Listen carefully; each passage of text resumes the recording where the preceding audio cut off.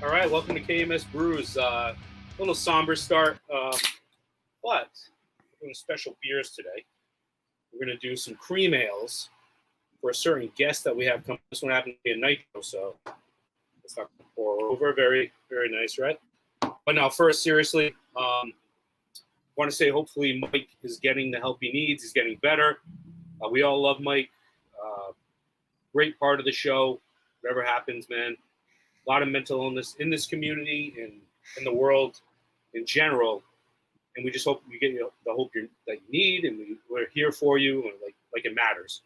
But we know that the show is going to suck more without you, and we just hope when you come back, you are part of the show, or part of the world still, and obviously everyone will be here with open arms. So just want to say cheers, and hopefully you guys just pick up the glass. Cheers to Mike. Hopefully he's getting the help he needs. And we'll be here for the dude. Oh, Kirk's desk is waiting. So, all right, with that said, I am drinking a cream ale today by Carton Brewing. It's called the Nitro Light and Sweet. And when I talked to the beer guy, I was down to see my brother in New York. The dude didn't even really consider it a cream ale because I asked him, hey, I need some because I knew we were doing the show. And I said, hey, what about this one? He's like, nah, it's just more like coffee, blah, blah, blah. I already had one. It's fucking good. They have an imperial version. This is the 6%. The nose on is just straight coffee and like golden hops. Golden malt. Really like bitter hops and then just really smooth. It's really like a light coffee and beer mixed together. It's fantastic. But this is fantastic. Another episode we're gonna drink whenever we say words like that. But Kirk's desk, what do you drink, bud? I have a Untitled Art raspberry cheesecake IPA, which sounds absolutely disgusting. It is. I don't have any cream ales. I couldn't find anything. I found a 30-pack of Genesee cream ale for $18. This 4-pack I think was more expensive than that. And but so this is a milkshake IPA. So it kind of is a little take on the cream part. So I'm just going to open this up, switch to somebody else, and come back so I can kind of tell you what I think about it. All right, Des. So we did cream ales and milk for a reason, and we'll get to it. But Minifan Kim Jong-un, what do you got? I don't know if it's cream, but I am. I'm doing the Kentucky that's it. Bourbon, the vanilla cream ale. First of all, I hate cream ales. I hate that brewery. When I first got into craft beers and I liked barrel aged, I said, "Oh, this place must be good." There's no way that they barrel age their beers. It tastes like pure extract. Every single one of them. It's fucking gross. This is fucking gross. I will drink it for you guys, but this is awful. Thank you. I'm gonna guess it's definitely not really in barrels. I'm gonna guess they put some fucking oak chips in it, soaked in some bullshit. You can tell that their beers taste like extra or something. They don't taste barrel aged. It's always has that chemical taste. I fucking hate it.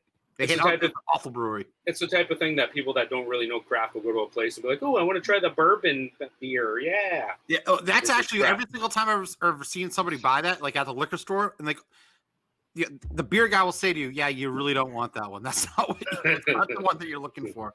So Poppy, I didn't know that Hill Farmstead had a cream ale, but I guess we're going to see it. Go ahead. So I'm switching up to my my local favorite brewery, Trillium, right? So we got Perm 57 tonight. So that's it's an imperial milk stout. Shout out our Mr. Guest, aged in cognac and bourbon barrels. Very nice. It's got coconut, vanilla. It's like one of my top 2 or 3 favorite stouts from Trillium. So is that they I know that's another bad word. Fantastic and Trillium. We'll get to that another time. But Poppy, was that one mixed with another stout? Remember they did like a 109 or was it 52 and 57 mixed together and they did 109? Remember that? It's very plausible. This is like a unique beer in the sense that it's mixed with like some stainless, some cognac puncheons, some bourbon barrels, milk stout. It's definitely like a smorgasbord of ingredients, coconut, vanilla. So probably, yeah. Yeah, they did 2 of their good perms, and I think they were both stouts. But Shank, what do you got, man? So I also have a cream ale tonight, Real to Real from Notch up in Salem. So it's going to be about a 4.5% cream ale. Nice and light, a little bit sweet in the front. You get a little bit of a biscuity flavor on the back end. Really smooth, really crushable. Love this beer. Nice. So nice. can I ask you about Notch really quick? So Feaster, the hoodie, in Discord loves Notch, and he's always saying that the Tuckman Pale Ale is his favorite beer that he's had. I really haven't had much of their stuff. You guys like them or? I love them. They are my favorite brewery around. I can't say enough great things about them because they've kind of revolutionized craft beer in my mind, only because they've been successful just doing session beers. And I'm sure you guys have all had a session beer that is just god awful because they just couldn't get the right flavoring to work for a 4% beer. I had one from them the other day that it's a Czech pale lager that's 2.4%, and it's fantastic. It's obviously it's very light, but the flavor that comes through on a beer that's under 2.5% is unreal. So I could go on all day about Notch. Sure. Yeah, Lift of the Dial. I really like that one. So go ahead. Yeah. What do you think? What do you think of that beer? Whatever you got there. I like the glass the most. I think it'll also go well with our guest tonight. So it has a lot of like cheesecake on the nose, fake raspberry, bitter. And it's horrific. This is not cream. This is discharge. So speaking of cream and discharges, we have a guest of ours tonight. I think you're going to guess it by now. Go ahead, Kim. Bring him in. From Bristol. What's up? Hello, welcome, my boys. friend. Hola, hola. Thanks for Hello. having me. What's going on? So happy to have you. Sorry you have to start from the bottom again, but it's cool, man. It's all right. We're here for you, brother. Some of the best things came out of the sewer. Yeah. It's funny you mentioned cream in barrels. Well, back in my single days when I was taking bee pollen supplements, I could have filled a small barrel with my cream ejaculate. If you ever want to shoot ropes like Peter North, bee pollen supplements. Man. Just Man. tip wise. So tell us more. How'd you get into craft beer? Tell us what you think about craft beer. It sounded like you had something to say before. Well, What do you think? My favorite beers are like Belgian whites. So there's a huge. Right now, we're living in a time where everyone loves all the IPAs, and do you know the story behind IPAs? Of course. You know that they used to ship beer in ships, and what would happen is by the time they got from point A to point B, the beer was spoiled. Yeah. So they would just take tons of hops and keep chucking it in there. Yeah. And at first, people hated this. They knew this was just spoiled beer that was cascaded with hops in order to salvage it. So for me, when I drink a beer that's too hoppy, it tastes like a glass of pine cones. I want to throw up and then shit in my puke. I prefer something smooth. I prefer, and I'll have a meal with a nice Newcastle, a brown ale. I can sit back and do, and eat a shock top. Any of the Belgian whites. I could drink that any day. Just kick back and relax. Tonight, I'm drinking two whiskeys. I'm doing Glenfiddich, and this is my favorite, and I save for special occasions. So I'm having this in honor of our Madawaska trip. This glass is from Canada, and I'm having this Glenfiddich neat.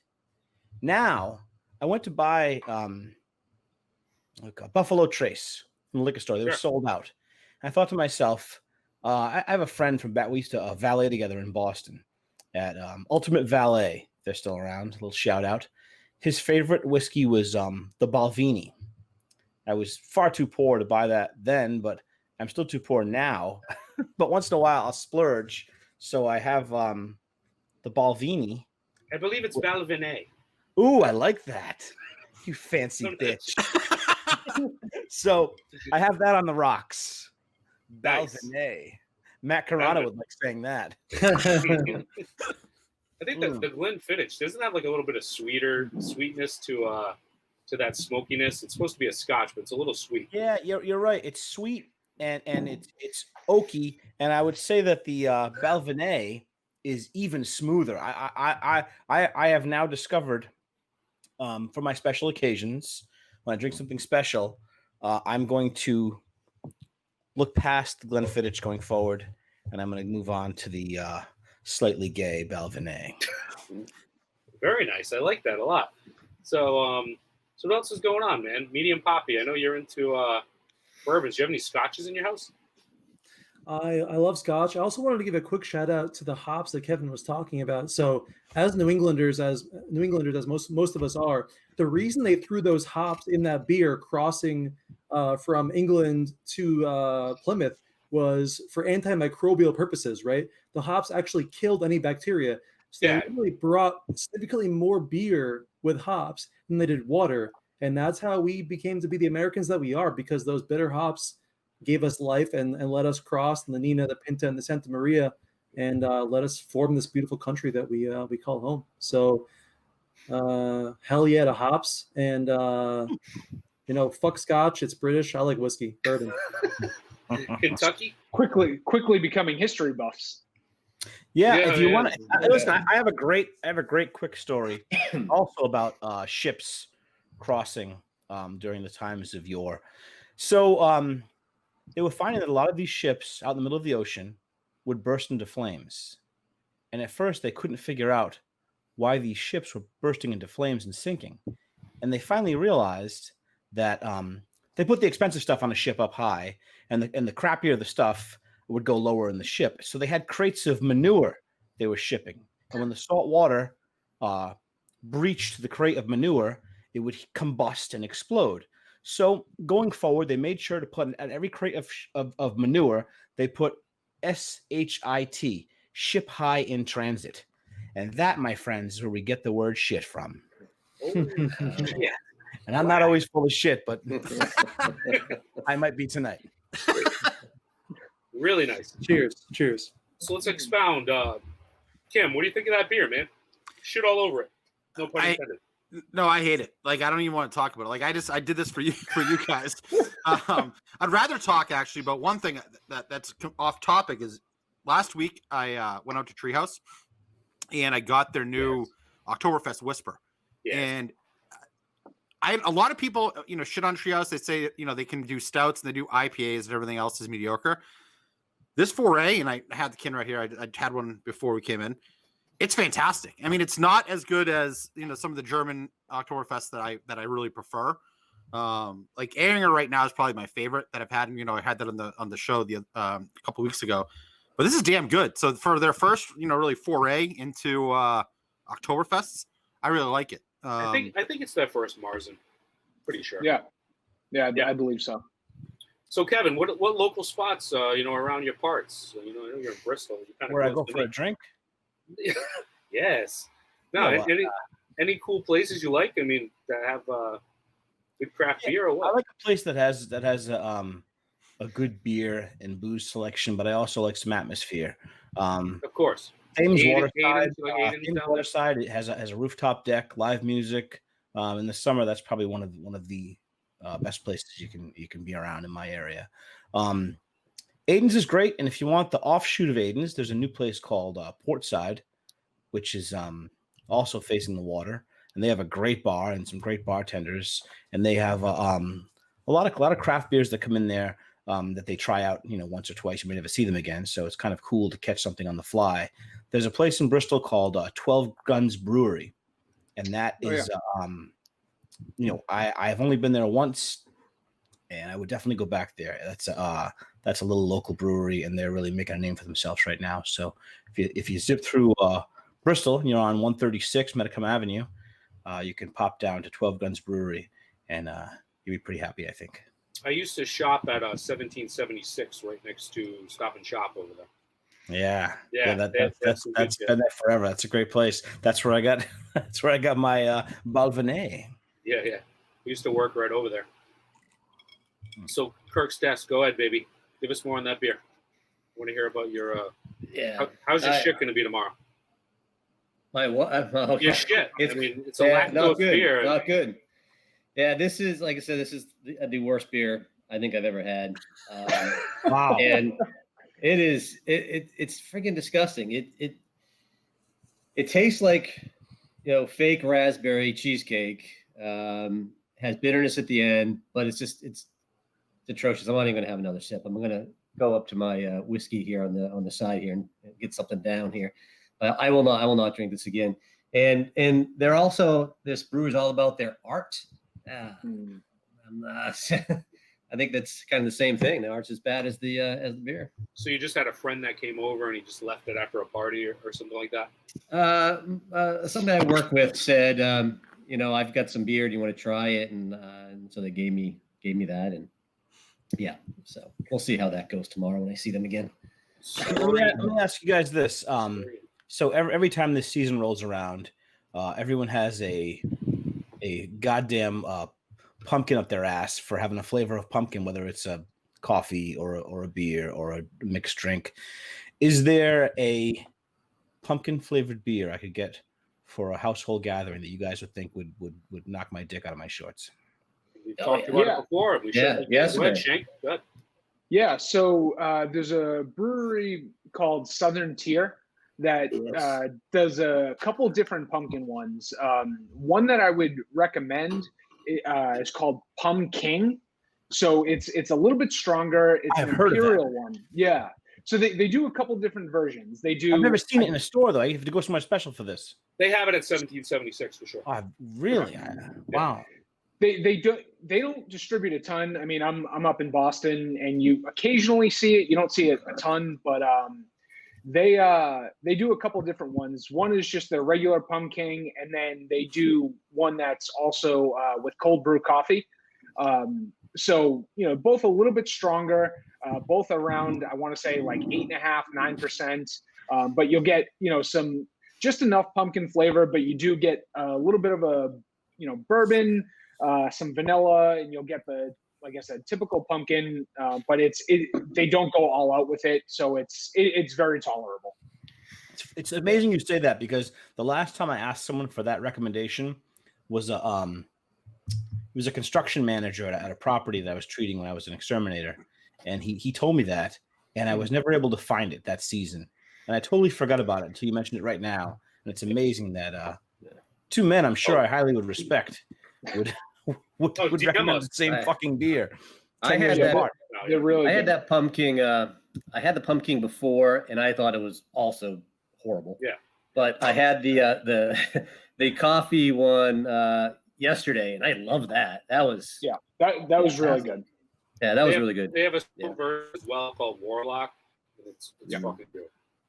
Yeah. If you like sour stuff, Jolly Pumpkin, and that's available. I think it's Oro de Calabaza. I do like a sour every now and then. Yeah, Kevin, I would say you seem like a sour type of man. We could turn you on to some good sour beer.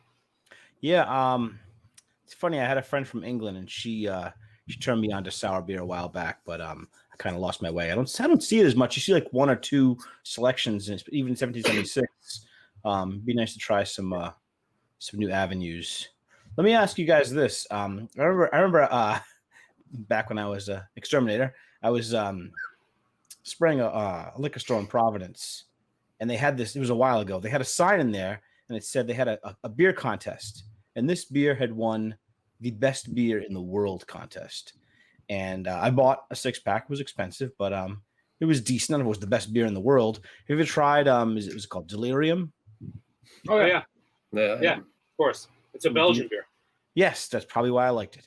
Do you think it was one of the best beers in the world? No. Back when it got that rating, it probably was. Yeah.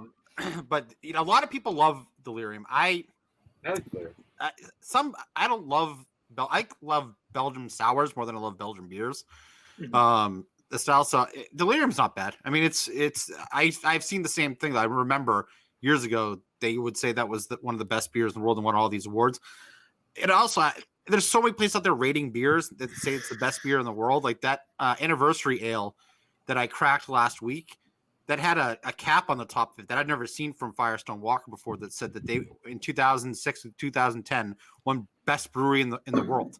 And I've never even heard of the agency that gave them this rating, but they were pumping it up, saying that they were the best brewery in the world from 2006 to 2010. So when I think of best Belgian or that style, I think of Westie 12. That's a quad. But I think Kirk's Desk might be the man to talk to here. I mean, he's the Belgian boy. So far, he's What do you hated think? everything. Yeah. No, I hate that beer. No, I mean, no, I like delirium. I like all the Belgian stuff. It's my favorite style. Because I went over there for my honeymoon, spent a week and a half, and just drank beer every day from like 11 till midnight. And so I actually went to the delirium bar that they have there in Belgium. I like the Belgian quad, Westie 12. I think that's a little bit also overhyped. I just like the saisons myself over there, just lighter and bready type beers, and just what about App 12? What do you think about that? I like that as well. But once again, it's also just a little bit on the the darker quad side for me. I like triples more than I like quads. All right, at Kirk's Desks, you've been to Europe. When I went to Europe, two things I noticed that blew my mind. Yeah. The Guinness over there and the Guinness over here is so different. So I many get why people everyone's said that. it's unreal. It's like a whole different beverage. I don't understand why we can't have that here.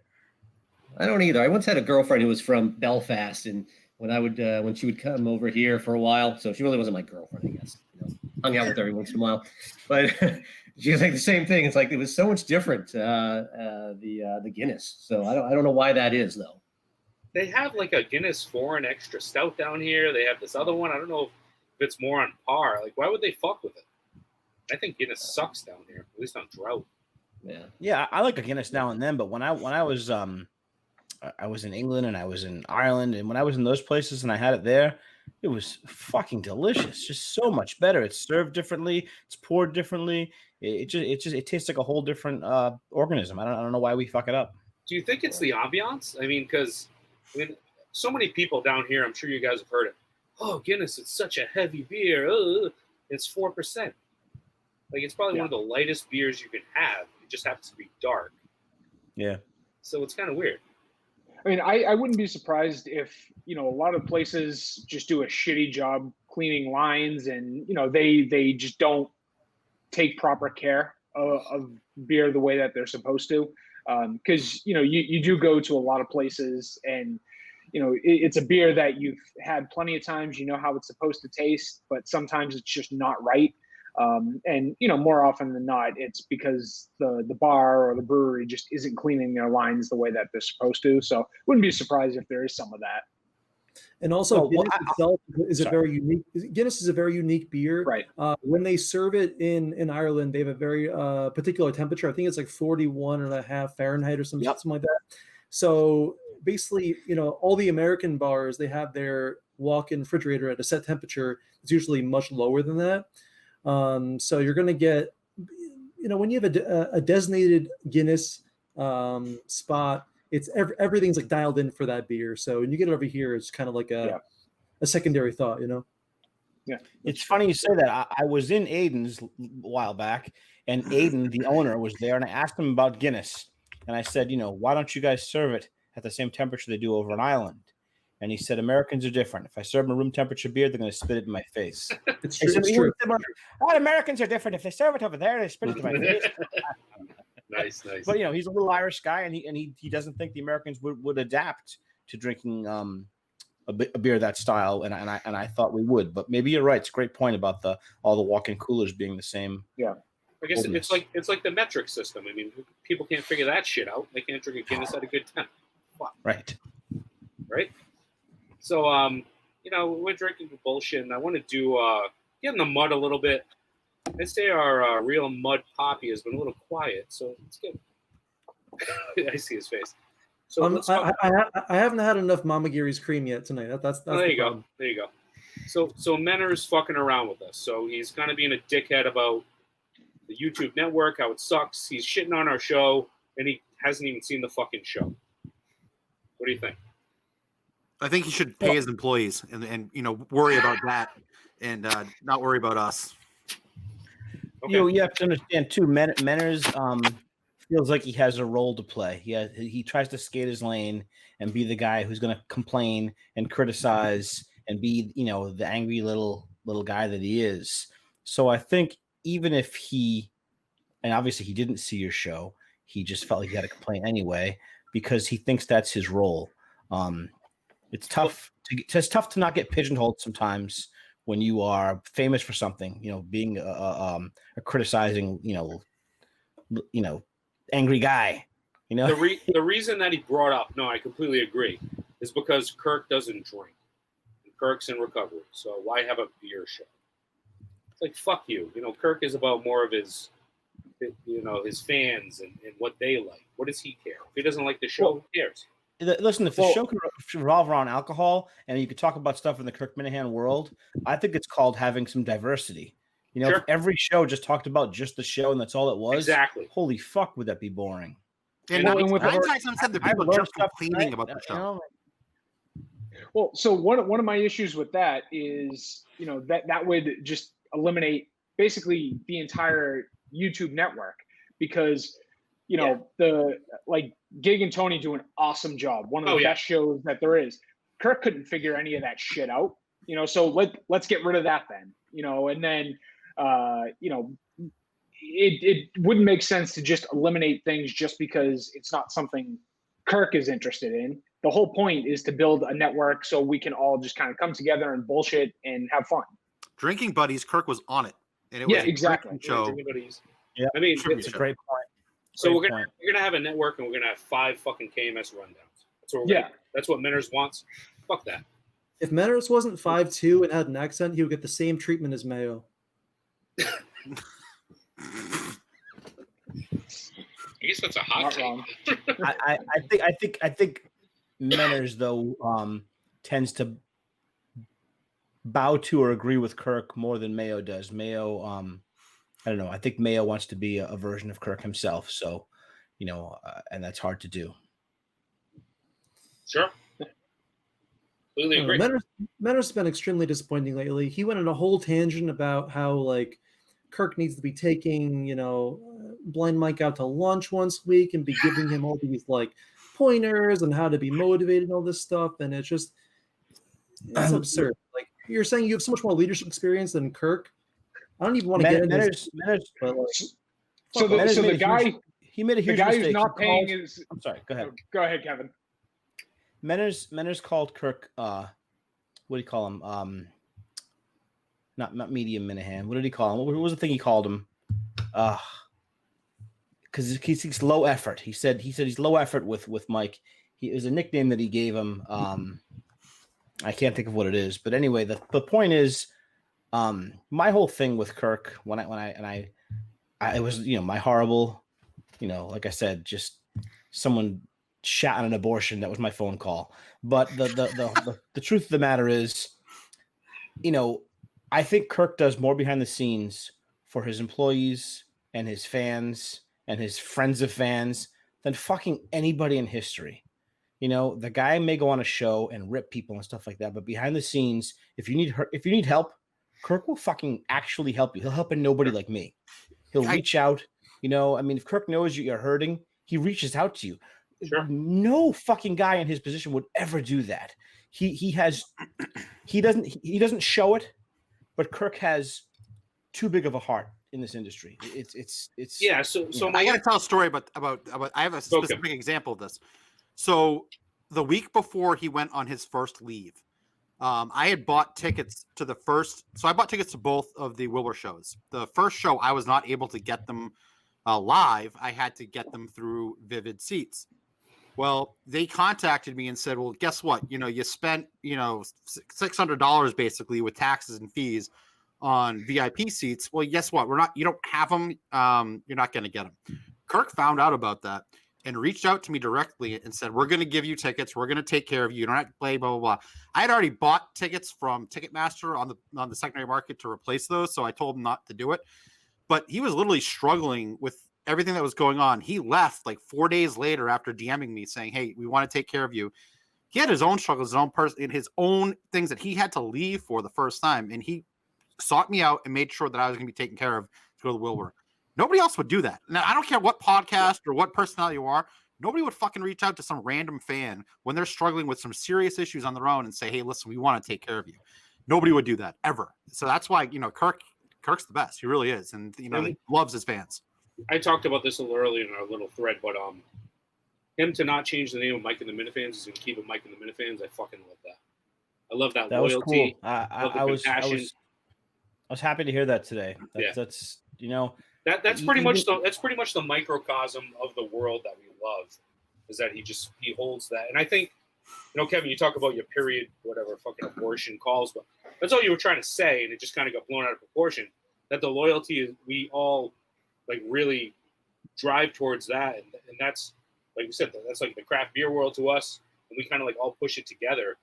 So I mean, for him to do that really shows it. That was my biggest takeaway at the show today. Yeah. No, I've had things happen in my life, and Kirk's reached out. I've seen Kirk be on EEI and be insanely loyal to people, and it may have almost cost him his job. And then when it was their turn to be loyal to Kirk and they weren't, that broke him. If you're Kirk's friend and he has a select few, I think he holds you up to a high standard. And if he would lose his job for one of his friends, and all those fucking assholes did not do the same for him. I'm not saying they would have lost their job, but they could have put their foot down and really stood behind Kirk and guys like Jerry and Curtis and what's his name, the fucking weasel, Ken Laird. They all bent Kirk over and took turns on him, and he got hurt from it. It fucking really damaged him. So for him to still reach out to people behind the scenes, it's fucking insane. I don't know how he does it. Sure. So we're gonna miss Mike, man. Hopefully he can get over this shit. Like I said before, Mike, you have Kirk, who is a genius, and he wins every fight. He's the smartest guy in the room. And you have Steve, who's a fucking robot, And then you had Mike, who was, like I said before, he was the bridge from the genius to the robot to the common man. He was the guy at Yankee Stadium who all of a sudden they needed a pitcher, and they just called some schmuck out of the stands thinking it would be an abortion, and fucking the guy got out there and struck a guy out. It was this, Mike was the fan who got plucked from obscurity. I mean, he did his own podcast, but he got put on that show, and he's like one of us up there. He speaks for the Minifans.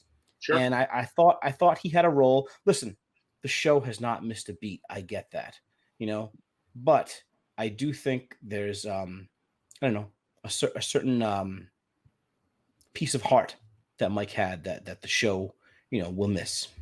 Yeah, I mean, I wouldn't say it hasn't hit a beat. I missed a beat. I'm sorry. I mean, I'm not saying it's terrible or anything, but there's definitely, like you said, there's something missing. I think it's Mike.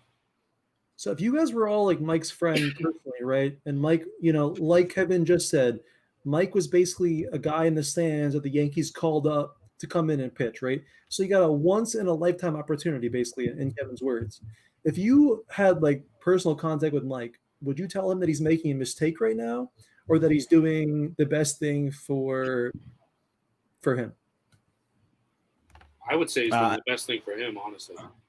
Yeah, listen, if it wasn't for the fact that it's depression, it just it trumps everything. There's nothing. There are millionaires who are depressed. There are celebrities who are depressed. There are musicians. These people fucking kill themselves every day. They have women. They have money. They have fame.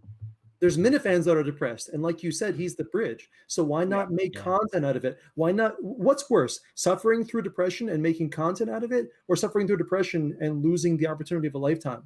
I don't think Mike thinks that way. Well, I have to believe that somewhere behind the scenes, Mike met with Kirk and Steve, and they said, "Listen, you will always have a spot here. Okay, so just get yourself straight." Mike has more than just depression. He has to learn to live a different lifestyle. He went from having bad eyesight. He's going to have no eyesight soon, and that's tough to come to grips with, not just mentally, but physically. You're going to, I mean, Alba's tits is the last pair of tits the guy will ever see. I hope they're great, Hey, but I he's mean, gonna see his own. Yeah, that's true. He'll feel his own. That's for sure. Slapping against his chin when he runs.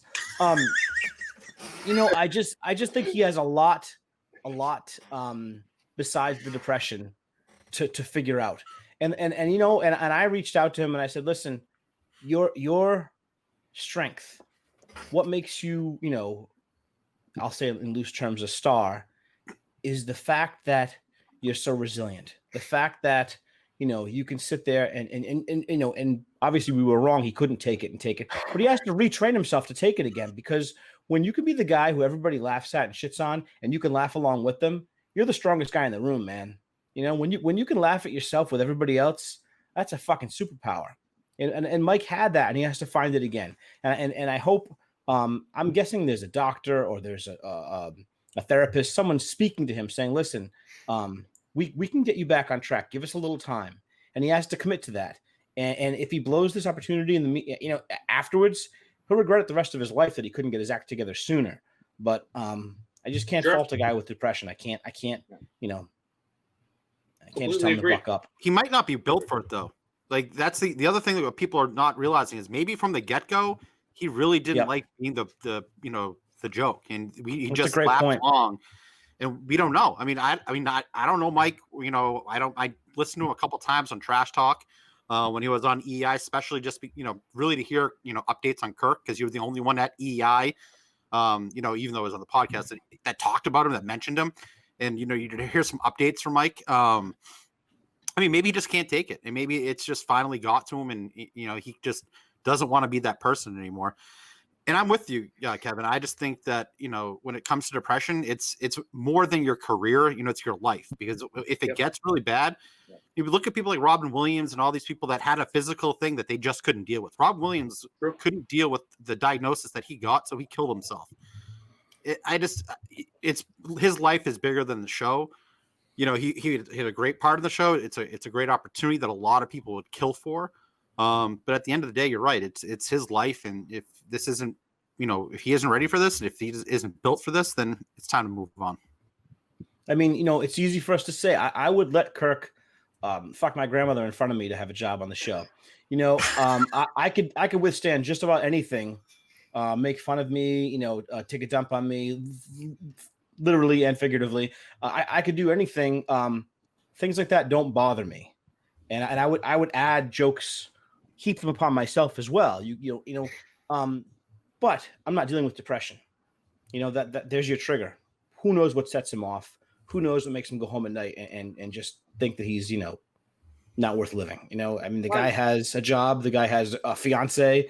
You know, I mean, his prospects are looking better than many of us, and it's not enough. You know, because something's wrong in the cabeza.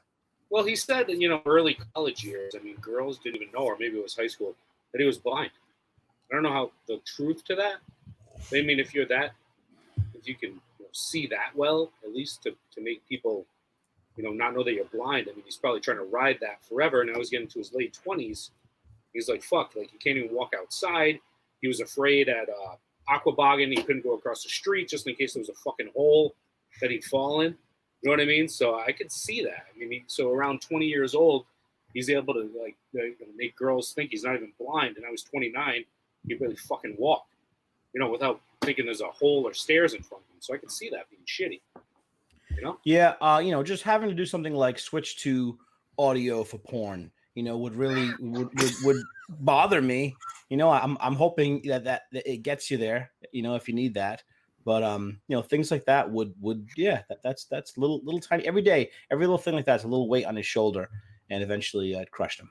Yeah, I hope Alba has like those braille type nipples with like the little all little dots all over it. Yeah, that'll help out. You know, you can read. When she gets cold, it's like a keyboard at a bank.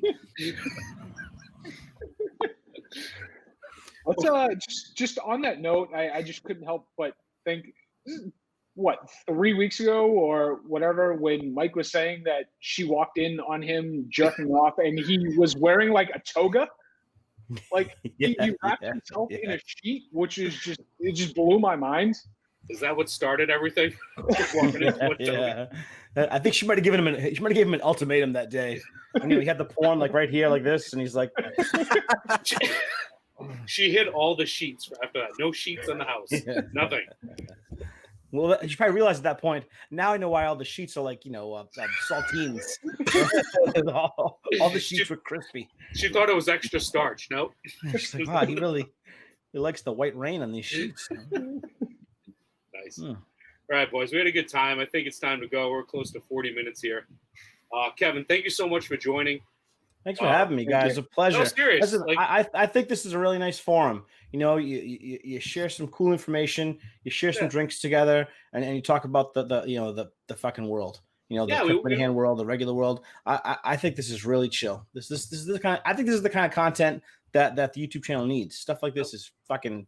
No one's killing each other. No one's fucking beating each other's head in. You're just fucking enjoying what Kirk has created and some brews. Yeah. It's awesome. We're enjoying. We wanted to make it feel like we're in a bar setting, but Poppy, go ahead.